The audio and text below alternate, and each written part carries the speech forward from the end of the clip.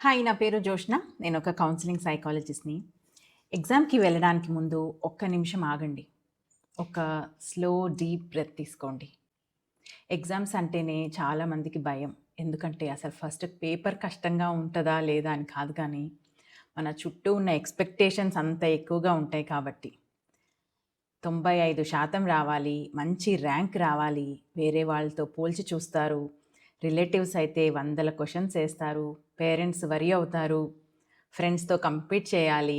ఇవన్నీ కలిసి మీ మార్క్స్ ఏమి ఇంటెలిజెన్స్ ఏమో అని నమ్మడం స్టార్ట్ చేస్తారు. కానీ ఒక్కసారి వినండి.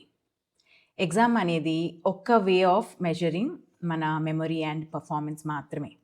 అది మీ మెమరీని, ప్రిపరేషన్‌ని టెస్ట్ చేస్తుంది అంతే. అది ఇంటెలిజెన్స్‌ని టెస్ట్ చేయదు.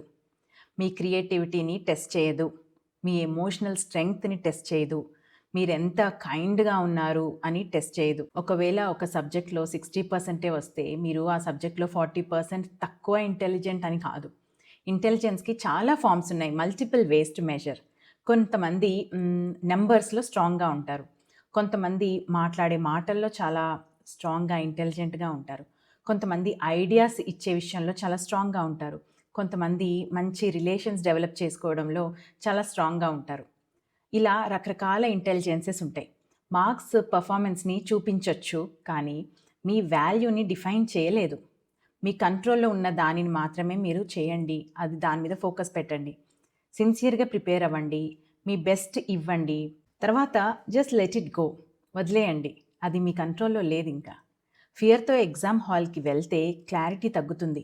అదే మంచి ప్రశాంతమైన మైండ్‌తో వెళ్తే థింకింగ్ క్లియర్‌గా ఉంటుంది.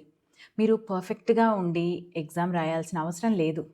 95% ఖచ్చితంగా రావాలి అన్న అవసరం కూడా లేదు. మీ మీద మీరు ప్రెషర్ పెట్టుకోకండి. ఎగ్జామ్‌ని చాలా కామ్‌గా రాయండి. మీ హెడ్‌లో ఒక బ్యాటిల్ ఫీల్డ్‌తో ఎగ్జామ్‌కి వెళ్ళొద్దు. మీరు మీ మార్క్స్ కన్నా కూడా చాలా చాలా విలువైన వాళ్ళని తెలుసుకోండి. ఎప్పటికైనా మన విలువ మన మార్క్స్ మీద ఉండదు. If you like these videos, subscribe and share it with friends. Do let me know what you think about this perspective. All the best and take care.